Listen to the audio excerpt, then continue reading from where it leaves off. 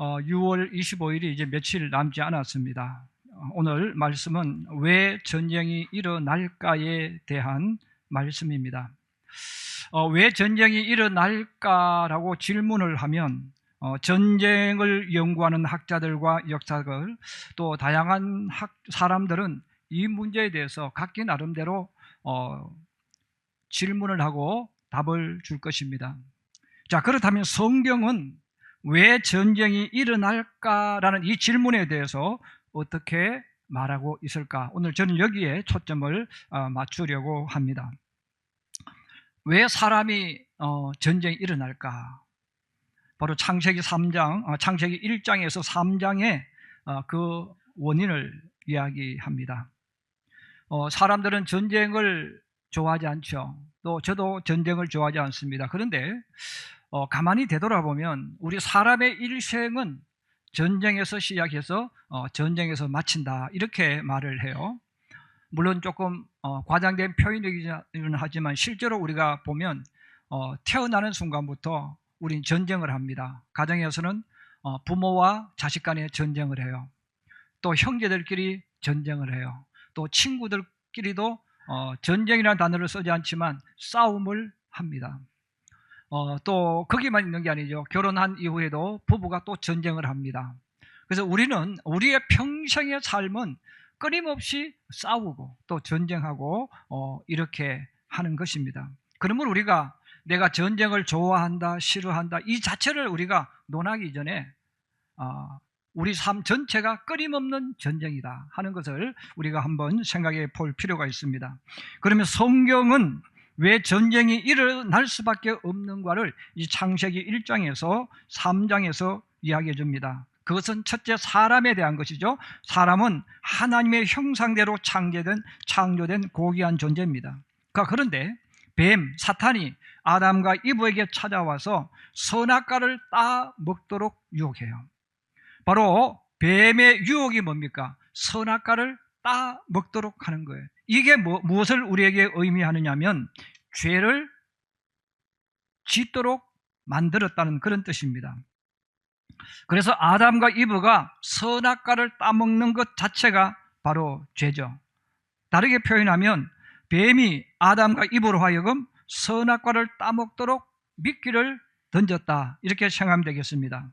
그래서 성경은 죄를 여러 가지로 표현합니다. 그 중에 하나는 죄라는 것은 창조주 하나님이 주인 되는 것을 거부하고 자기 자신이 주인이 되는 것을 선택하는 것, 그 길을 걸어가는 행동을 말합니다. 뱀이 이브에게 유혹한 미끼는 다른 것이 아닙니다. 너가 이걸 먹으면 너가 하나님처럼 되리라 하는 거예요. 하나님은 창조주예요. 하나님은 주인이에요. 그래서 이 하나님처럼 된다는 말은 너가 주인이 될 거야. 너희는 주인이 될 수 있어. 너희는 주인이 되어야 해. 어떤 방법으로? 선악과만 따먹으면 되는 거예요. 선악과만 따먹으면 주인이 될 수 있습니다. 다르게 표현하면 하나님을 버리고 하나님을 떠나서 내가 주인이 된다는 것이죠. 사람이 하나님처럼 되는 것, 하나님의 자리에 앉는 것, 자신이 세상의 주인이 되려는 것을 바로 죄라는 이 단어를 성경은 다르게 표현합니다. 탐욕이라는 단어를 씁니다. 바로 탐욕은 자신의 것이 아닌 것을 자신의 것으로 만들고 싶어하는 욕망, 욕심을 말하는 거죠. 그래서 골로새서 3장 5절에서 6절에 그렇게 말씀합니다. 곧 땅에 있는 지체를 죽이라. 곧 음란과 부정과 사욕과 악한 정욕과 탐심이니, 그랬어요. 탐심은 곧 우상 숭배니라. 이것들로 말미암아 하나님의 진노가 임하느니라, 이렇게 말씀합니다. 죄라는 것과 탐욕이라는 것은 같이 있는 거예요. 그래서 동전의 양면처럼 죄가 있는 곳은 반드시 탐욕이 있고 욕심이 있고, 그다음에 탐욕이 있는 곳에는 죄가 같이 섞여 있다는 그런 뜻이 되겠습니다.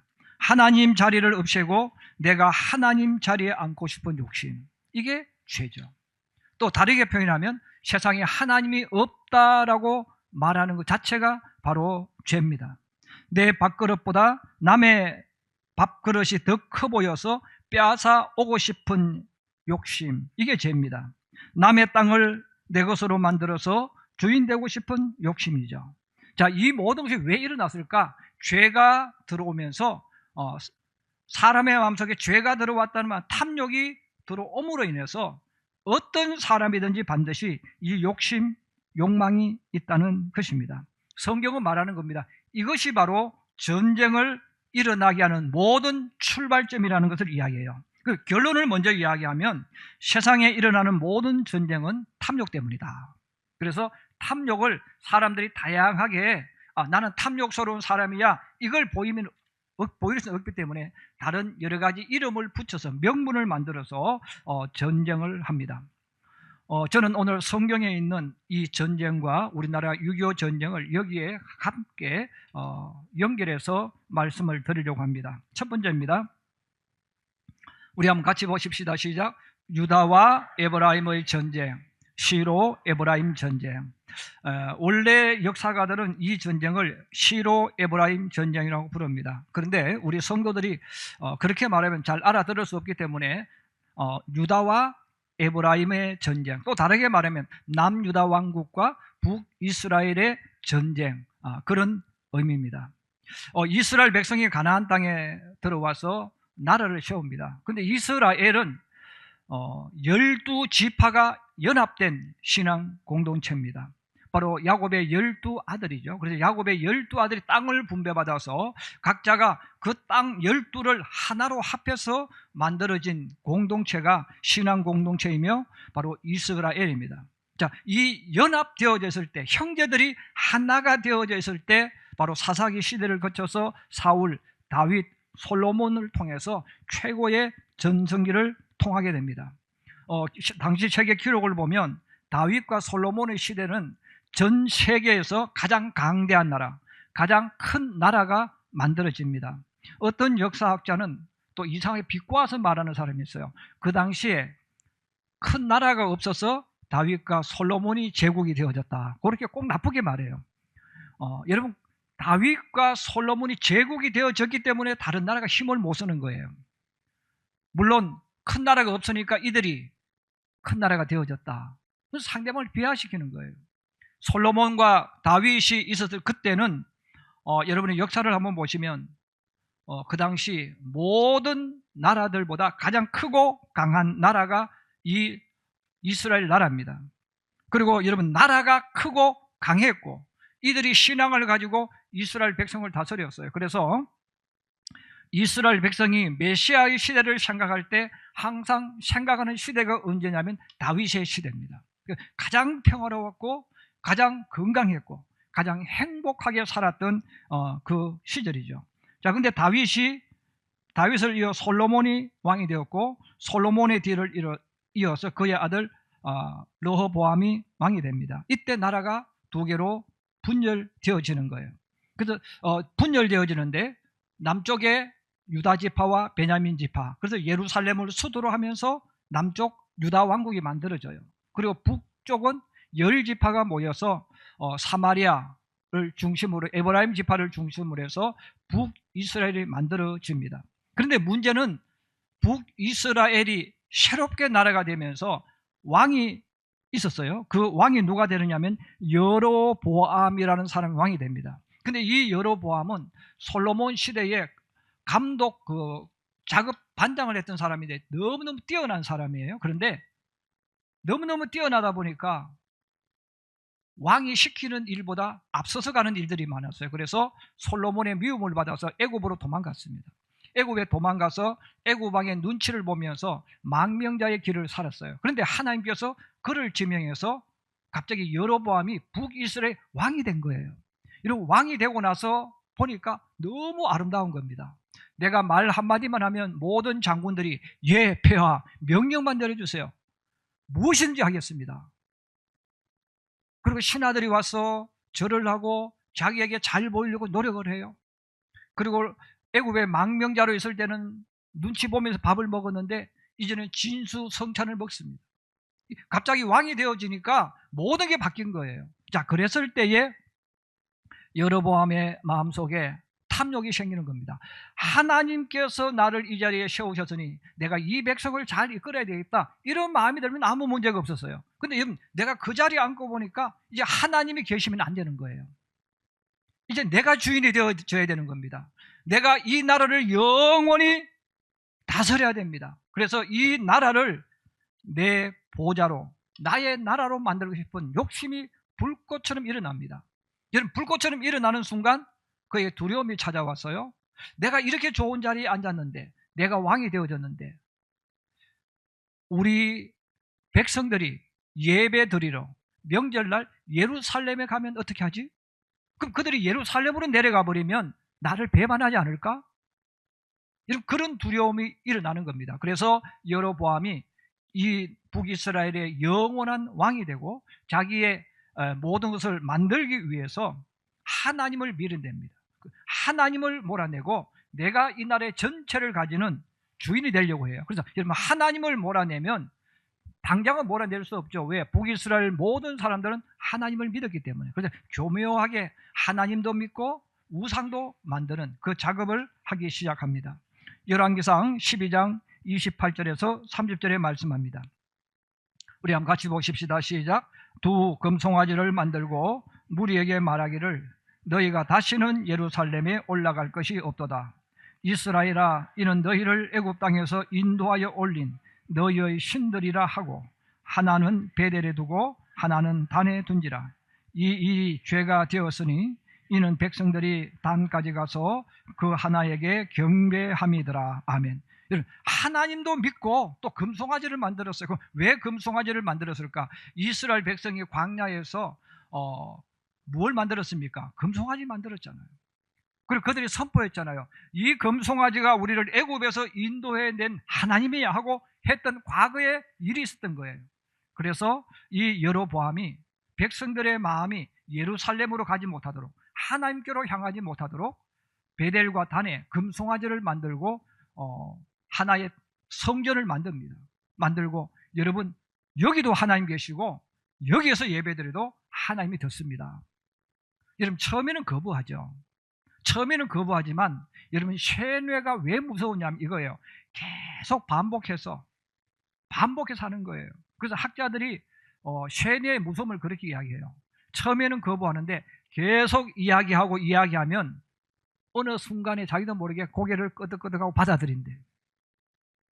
그래서 지금 쇠뇌가 무서운 겁니다. 그래서 안 들으면요, 들을 때까지 하는 거예요. 100번에서 안 되면 1000번을 하는 거예요.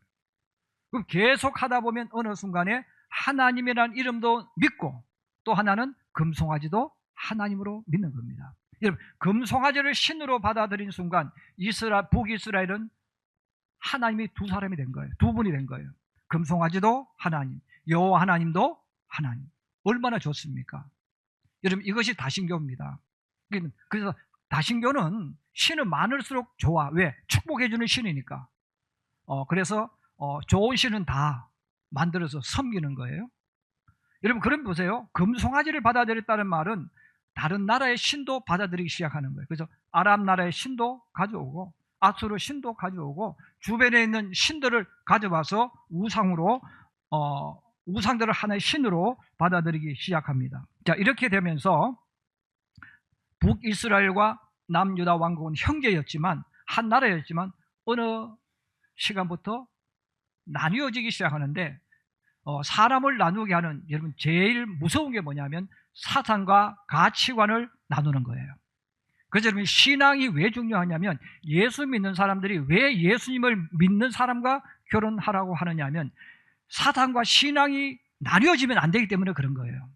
여러분, 이 사상과 가치관은 돈으로도 해결 못해요.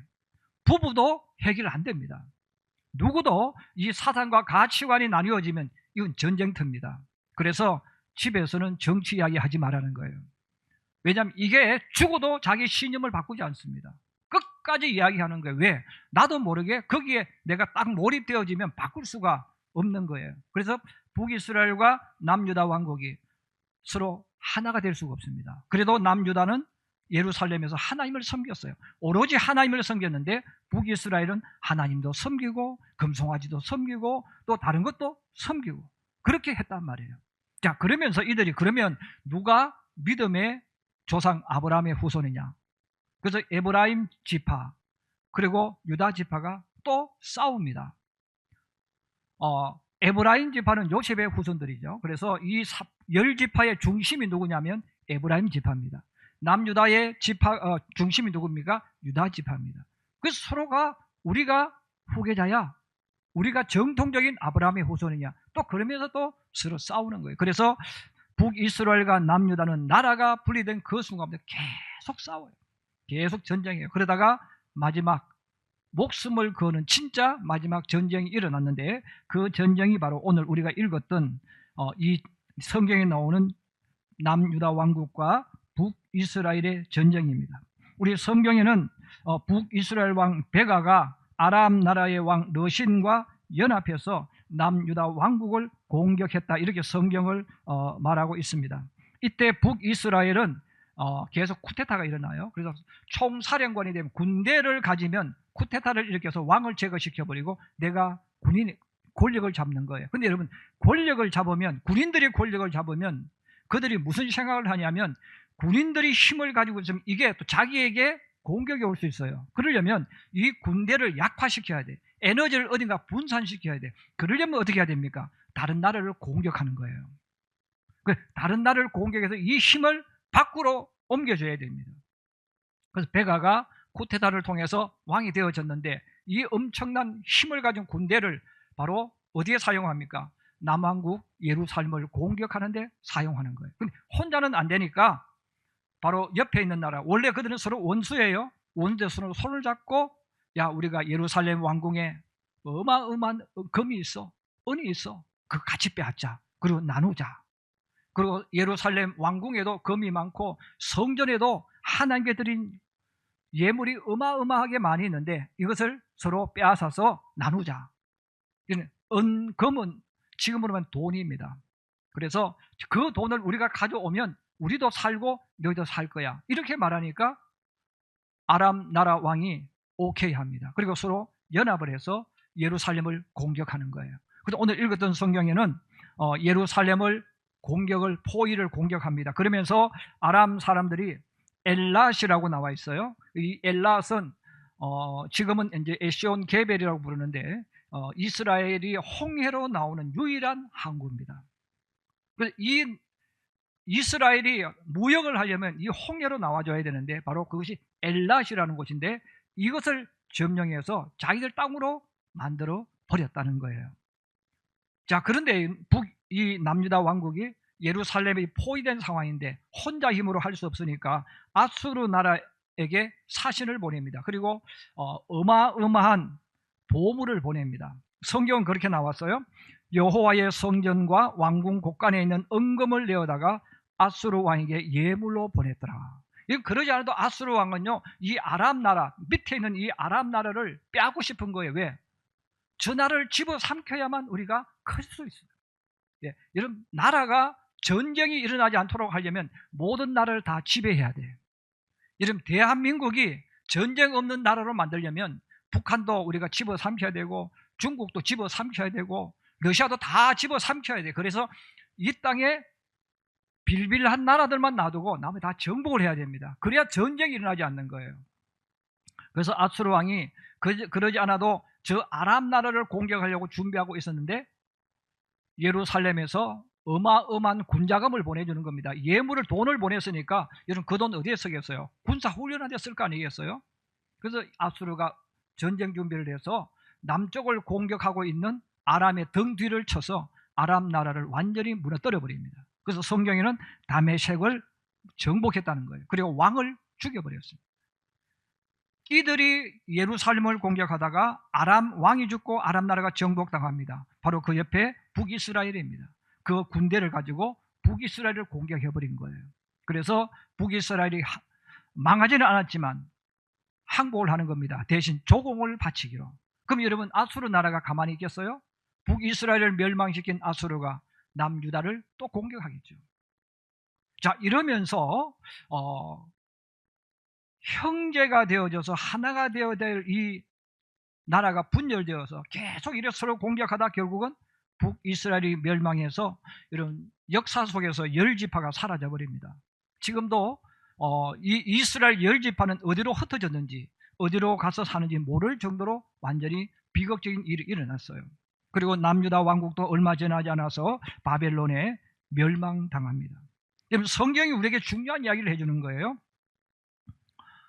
사람의 마음속에 하나님 주신 은혜를 잊어버리고 탐욕이 생기면 어느 순간부터 내가 왕이 되고 싶은 겁니다.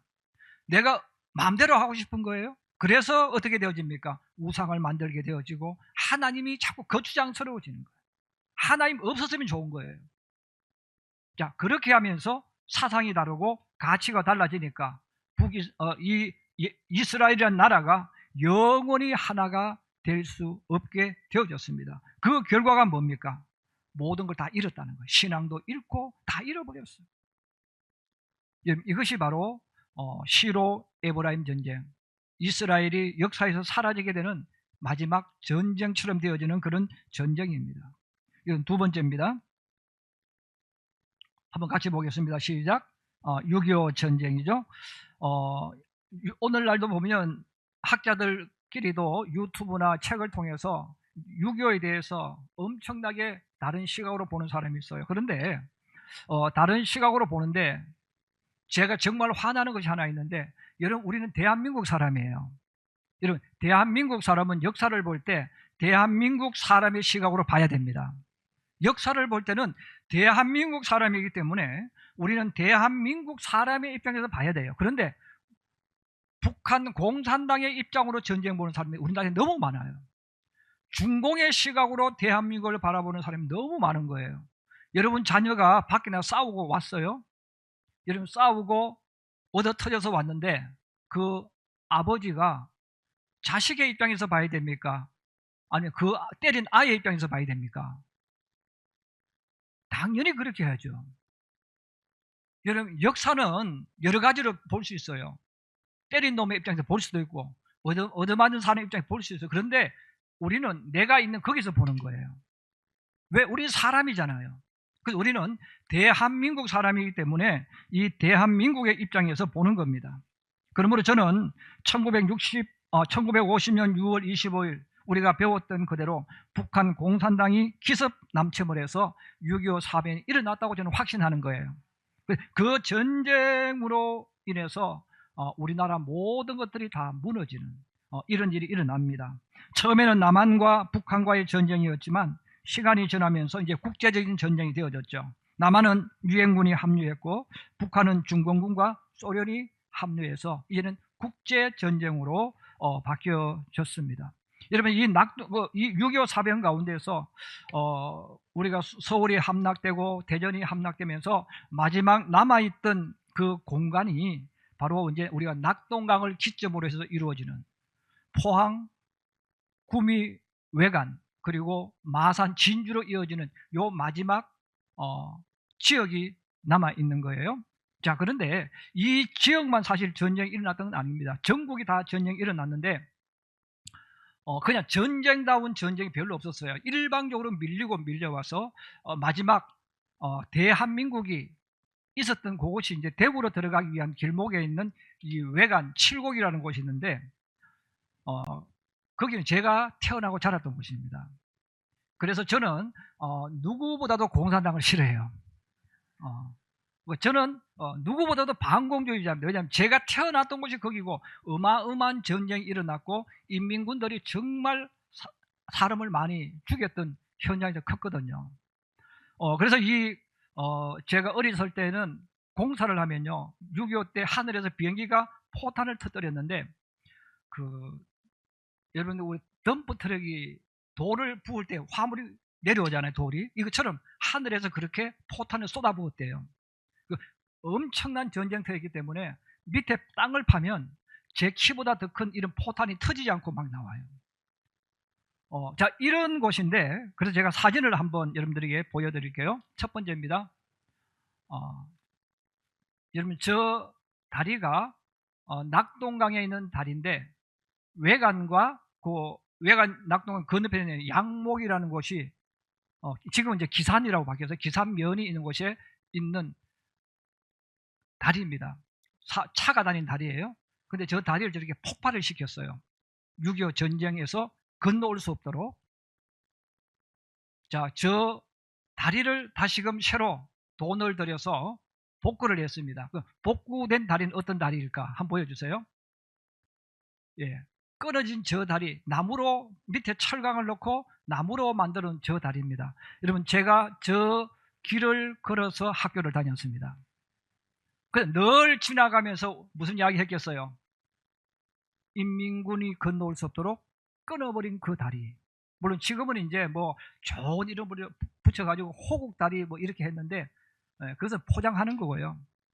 실제로 바로 저 다리입니다. 그래서 제가 어렸을 때는 저 다리 위를 걸어서 학교를 다녔던 그 다리입니다.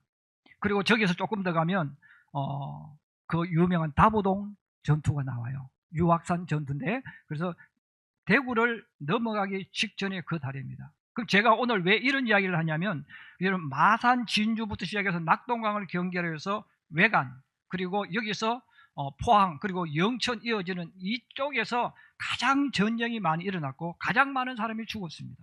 자, 죽었는데 기록에 보면 사실 정확한 것은 아니에요. 한국군이 부상 실종 전사자가 62만 1479명입니다.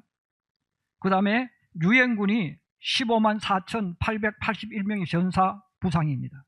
미국은 더합니다. 미국은 3만 6574명이 전사 부상입니다. 그리고 이 전쟁으로 인해서 우리나라의 모든 공장들 다 파괴됐습니다. 그래서 여러분들 그걸 아셔야 돼요. 우리나라의 대한민국에 태어나서 가장 불행한 세대가 누구냐면 해방 이후에 태어나서 1950년대를 지나온 사람들, 그때의 학교를 다녀야 했던 사람들입니다. 학교가 다 초토화돼 가지고 여러분 그때는 교육을 받을 수가 없었어요. 그래서 그분들은 어린 시절을 공부를 제대로 못했어요. 또 공부를 제대로 못했고 또 일할 곳이 없었어요. 그래서 그때에 여러분 대한민국에 제일 많았던 집이 무슨 집인지 아십니까? 대포집입니다. 대포집이에요. 요즘 젊은 세대는 잘 모르겠죠. 대포집이 무슨 집입니까? 막걸리 파는 집입니다. 대한민국에 제일 많았던 집이 대포집입니다. 술집이었어요. 왜? 일할 곳이 없어요. 젊은 사람들이. 그래서 결혼도 해서 가정도 가지고 살아야 되는데 일할 곳이 없으니까 가슴에 한이 많아요. 그래서 그들이 유일하게 할 수 있는 건 돈 몇 푼이 있으면 술집에 가서 막걸리 한 잔 마시고 인생을 토로하는 거예요. 그래서 그때에 있었던 많은 분들이 알코올 중독자가 많았어요. 공부를 하지 못했던 정말 여러분들이 그 세대의 아픔을 기억을 해야 됩니다. 그리고 잠깐 영상을 하나 더 보여드릴게요. 예, 유엔군.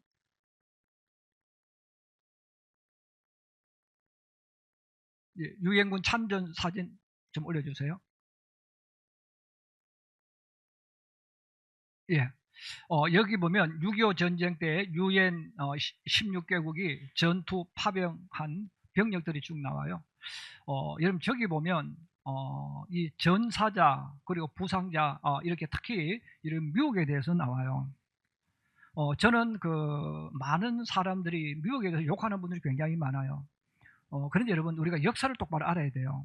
여러분 만약에 여러분들이 정말 내가 죽게 생겼을 때, 망하게 생겼을 때 아무 상관도 없는 그 사람이 나에게 무조건 와서 나를 위해서 희생하면서 나를 도와줬다고 생각해 보세요. 여러분 그 사람 욕할 수 있습니까? 없습니까? 욕할 수 없어요. 물론 전쟁 기간 속에서 미군이 폭격을 하면서 민간인을 죽였을 수 있습니다. 또 공산당과 구별이 안 돼서 죽일 수 있습니다. 이런 부분은 우리가 잘못은 맞아요. 그런데 그 자체를 내려놓고 전체적으로 봐야 돼요. 여러분 대한민국과 미국은 아무 상관이 없어요. 안 도와줘도 상관없어요. 근데 여러분 그들이 얼마나 많은 사람들을 이 땅에 보내서 대한민국을 위해서 죽었는지 몰라요. 자, 그러므로 우리가 미국이라는 나라가 좋은 나라다 안 좋은 나라 이건 중요한 게 아닙니다. 그 나라가 어마어마한 젊은이들을 이곳에 보내서 대한민국을 위해서 죽게 했다는 거예요. 왜? 대한민국을 지키고 신앙을 지키도록 하기 위해서 그들이 이 땅에 와서 우리를 대신해서 싸워서 죽었다는 거예요. 우리는 그 부분을 고마워해야 된다는 거예요. 우리는 그걸 잊어버리면 안 된다는 겁니다. 여러분 6.25 전쟁으로 인해서 우리나라 모든 시설들이 파괴되어서 여러분 기록해 보세요. 세계 최고 빈민국이 누굽니까? 대한민국이었어요. 가장 못 사는 나라인데 미국 교회 이런 데서요 어마어마하게 많은 군수 물자를 보내줘 가지고 초콜릿부터 시작해서 양식들을 보내주어서 성도들이 교회가 그것을 받아서 나누어주는 그런 일을 했잖아요. 자, 이렇게 은혜로운 우리에게 많은 도움을 준 나라가 여러분 미국입니다. 그리고 남한을 공격한 북한군이 70만 명 이상이 죽었습니다. 그리고 중공군도 자꾸 거짓말해요. 속이는데 100만 명 이상이 전사했습니다. 여러분 저는 중국 사람을 미워하지는 않습니다. 근데 저는 중국 공산당을 저는 미워합니다. 왜냐하면 중국 사람과 중국 공산당은 달라요. 중국 사람은 우리는 그냥 중국 사람이라고 말하지만 중국은 두 개의 국민이 있어요. 일반적인 중국 국민이 있고 중국 공산당이 있어요. 중국에서 특혜를 누리고 모든 권력을 잡고 있는 사람은 중국 사람이 아니에요. 우리는 중국 공산당입니다. 이 사람들이 전쟁을 일으켰고, 여러분 우리나라가 통일했을 때 방해한 사람이 누굽니까? 중국 공산당이에요. 이런 100만 명이 넘는 어마어마한 숫자를 보내서 인해 전술로 남북 통일을 막았던 것이 중공군입니다. 그런데 오늘날 너무나 많은 사람들이 중공을 좋아하는 사람이 많아요. 여러분 중공은요 과거부터 지금까지 우리 친구가 아니에요. 위험한 친구예요. 진짜 친구는 우리를 진짜로 도와준 나라입니다. 여러분 우리는 이 땅으로 사는 동안 가짜와 진짜를 구별할 줄 알아야 돼요. 그래서 우리 부모들이 진짜와 가짜에 대해서 이야기해 줄 수 있어야 됩니다. 저는 우리 성도들이 누구의 말을 듣고 공부는 하지 않고 누가 전해주는 말만 듣고 진짜와 가짜를 혼돈하지 않기를 원합니다. 여러분 역사를 올바로 보셔야 돼요. 그래서 진짜 우리의 우방국이 누구일까? 진짜 우리에게 복음을 전해준 나라, 아무런 대가 없이 도와준 나라는 누구일까? 제가 지금까지 기록을 봤을 때 미국입니다. 그리고 6.25 전쟁 때 가장 많은 민간인이 죽었습니다. 가장 많은 민간인이 죽은 지역이 전라도입니다. 그래서 전국에서 민간인들 가운데서 70%가 전라도에서 죽었습니다. 그 전라도 가운데도 영광이라는 곳에서 많이 죽었어요. 왜 죽었을까? 바로 인천 416 작전 들어가면서 가운데가 딱 잘렸잖아요. 공산군이 도망을 가야 되는데 도망을 가지 못하고 그들이 끼리끼리 모여서 여기 흩어져 있었어요. 그러면서 그들이 전라도 지역에 많이 있었어요. 자, 있으면서 그들이 평소에 미워했던 사람들을 죽창으로 찔러주겠다는 거예요. 그래서 상상도 못할 많은 사람들이 전라도에서 희생하는. 그래서 기록해 보니까 민간인들이 예를 들어서 100만 명이 죽었으면 전라도에 있는 사람이 70만 명이 죽었다. 이렇게 어마어마한 희생자가 전라도에서 나왔습니다. 저는 바로 왜 우리 대한민국이 이렇게 되어졌을까? 여러분 대한민국이 원래 그때는 대한민국이 아니지만 원래 하나의 나라였을 때는 여러분 전 세계적으로 가장 강한 나라가 이 땅에 살았던 우리 조상들이에요. 그런데 여러분 나라가 뒤로 두 개 딱 내네요. 지금 너무 약한 나라예요. 너무 작은 나라예요. 하나님의 은혜로 지금 우리가 그래도 이만큼 살지만 이런 대한민국은 이 땅 가지고는 안 돼요. 더 넓어져야 돼요. 원래 우리의 땅이라고 말하면 제가 잘못했어요. 왜냐하면 원래 땅은 하나님 것이니까. 원래 땅은 없잖아요. 그런데 어쨌든 우리 선조들이 살았던 땅은 제가 역사적인 기록을 보면 만주도 우리 땅입니다. 예, 우리 땅이에요. 왜냐하면 지금 이런 만주에 살고 있는 조선족들은 우리나라 사람이에요. 여러분 토지라는 소설을 보세요. 거기 보면 일제시대에 전라도 경상도에 살았던 많은 사람들이 일제시대를 피해서 만주로 갑니다. 물론 평안도 여기는 더 말할 나위 없죠. 거기서 우리나라예요. 거기에요. 그 살은 거예요. 왜? 우린 땅이니까 간 거예요. 그런데 여러분 지금 우리가 나라가 나뉘어져 있고 만주도 중국 손에 들어가 있어요. 여러분 이것을 가지고 우리 후손들에게 남겨주면요 우리 후손들이 계속 약하기 때문에 공격받을 거예요. 그럼 우리 어른들이 뭘 해야 됩니까? 이 나라의 전체를 알고 우리가 우리 아이들에게 올바른 역사를 가르쳐줘야 돼요. 우리는 작은 나라가 아니에요. 우리 전쟁을 많이 일어난 나라가 아니에요. 그게 잘못됐어요. 우리나라는 전쟁이 일어나지 않은 나라예요. 여러분 세계 역사를 보세요. 중국 역사를 보시고 유럽 역사를 보세요. 그들은 수십 년 만에 계속해서 전쟁을 했어요. 그런데 우리 민족은 큰 전쟁이 없습니다. 여러분들이 아는 전쟁은 몇백 년에 한 번 일어난 전쟁들이에요. 이거는 전쟁이 없는 나라입니다. 그래서 저는 여러분들이 우리나라는 전쟁이 많이 일어난 나라, 약한 나라, 작은 나라, 이것들은 원래 우리나라가 아니에요. 일본 사람이 우리에게 세뇌시킨 거예요. 그래서 저는 여러분들이 우리나라는 원래 여기 살던 나라는 강대국이었다. 그리고 세계를 이끌어갈 만큼 힘있고 강한 나라가 바로 우리나라였다는 것 여러분 기억하셔서 기도할 때도 하나님 이 나라가 통일되어질 뿐 아니라 저 원래 우리 선조들이 많이 살았던 만주까지 다 우리가 얻게 해주세요. 그리고 이 나라를 우리 후손들에게 민주주의 국가로서 하나님을 믿는 국가로서 우리 후손들이 받을 수 있는 복을 부어주세요. 이는 그 기도를 우리가 해야 됩니다. 왜? 약하면 공격받아요. 그래서 솔로몬 시대, 다윗 시대는 오히려 평화를 누렸던 시대지만 나라가 나뉘어지고 나서는 계속 공격받고 소국으로 살았잖아요. 우리나라도 여러분 왜 다른 나라들이 대한민국 하면 잘 살기는 잘 살지 작은 나라 자꾸 왜 그렇게 이야기할까요? 우리 국민들도 대한민국 이야기하면 자기들 모르게 작다고 자꾸 이야기해요. 우린 작은 나라. 왜 작은 나라입니까? 인구가 5천만 명이 넘는데 여러분 작은 나라 아니에요. 그래서 우리는 이 역사를 올바로 보고 성경을 통해서 하나가 되어지고 하나의 신앙을 가져서 이걸 후손의 유산으로 남겨줄 때 우리는 가장 아름다운 부모가 될 줄로 믿습니다. 그러므로 우리는 전쟁과 또 이 모든 것을 통해서 우리가 뭘 해야 되는 걸 알아야 됩니다. 그리고 마지막으로 한 번 더 보겠습니다. 세 번째입니다. 같이 보겠습니다. 시작. 성도의 일생은 영적인 우리 성도가 알아야 될 것은 그냥 이거 전쟁만 이야기하는 게 아니에요. 제가 이걸 마지막 결론하기 위해서 말씀드린 거예요. 성도의 일생은 영적인 전쟁입니다.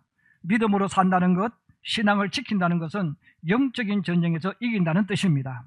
여러분 사탄은 등 뒤에 숨었습니다. 그리고 사탄은 등 뒤에 숨어서 계속 사람들에게 싸우도록 만들어요. 하나님 없도록 만들고 의심하게 하고 악한 색을 가지게 만드는 거예요. 자기는 뒤로 쏙 빠져버려요.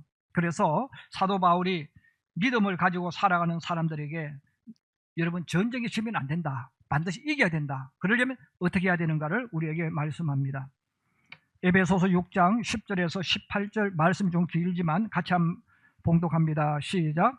끝으로 주 안에서와 그 힘의 능력으로 강건하여지고 능히 대적하기 위하여 하나님의 전신갑주를 입으라. 우리의 씨름은 혈과 육을 상대하는 것이 아니요 통치자들과 권세들과 이 어둠의 세상 주관자들과 하늘에 있는 악의 영들을 상대함이라. 그러므로 하나님의 전신갑주를 취하라. 이는 악한 날에 너희가 능히 대적하고 모든 일을 행한 후에 서기 위함이라. 그런즉 서서 진리로 너희 허리띠를 띠고 의의 호심경을 붙이고 평안의 복음이 준비한 것으로 신을 신고 모든 것 위에 믿음의 방패를 가지고 이로써 능히 악한 자의 모든 불화살을 소멸하고 구원의 투구와 성령의 금 곧 하나님의 말씀을 가지라. 모든 기도와 간구를 하되 항상 성령 안에서 기도하고 이를 위하여 깨어 구하기를 항상 힘쓰며 여러 성도를 위하여 구하라. 아멘. 사도 바울이 말합니다. 영적인 싸움에서 너희가 이기는 방법은 준비하고 사는 것이다. 하나님의 전신 갑주를 입으라는 겁니다. 영적인 전쟁은 1대1의 싸움이 아닙니다. 나 혼자 싸우는 것이 아니라 우리의 대장 예수님께서 우리 편이 되셔서 싸우는, 함께 싸우는 전쟁입니다. 여러분 사탄도 혼자가 아니에요. 성경을 보시면 사탄도 때라고 이야기합니다. 수백 명, 수천 개의 영들이 사탄이에요. 그들이 엄청난 규모로 공격하는 거예요. 우리도 마찬가지예요. 나 혼자 싸우는 게 아니에요. 우리의 대장된 주님이 우리와 함께 싸우는 겁니다. 그러므로 이 싸움의 결론은 이미 나와 있어요. 성도가 반드시 이긴다는 겁니다. 왜냐하면 만군의 여호와께서 우리의 대장이기 때문입니다. 그러므로 우리는 이 땅을 살아갈 때 싸움을 좋아한다, 싫어한다, 그건 어린아이가 하는 이야기예요. 우리는 싸움이 왜 일어나는가? 바로 탐욕이 있기 때문에 언제든지 일어날 수 있다. 나도 어떤 사람에게 힘이 세지면 빼앗으려고 할 때가 있다는 거예요. 그래서 우리가 해야 될 일은 전쟁은 항상 일어날 수 있는 것이기 때문에 늘 준비하고, 또 영적인 전쟁도 내 믿음을 잃지 않도록 늘 준비하는 것이 지혜롭다는 것 여러분 생각하셔서 하나님 주신 이 아름다운 것을 끝까지 지키고 나아가는 우리 모든 성도들이 되기를 주의 이름으로 축복합니다.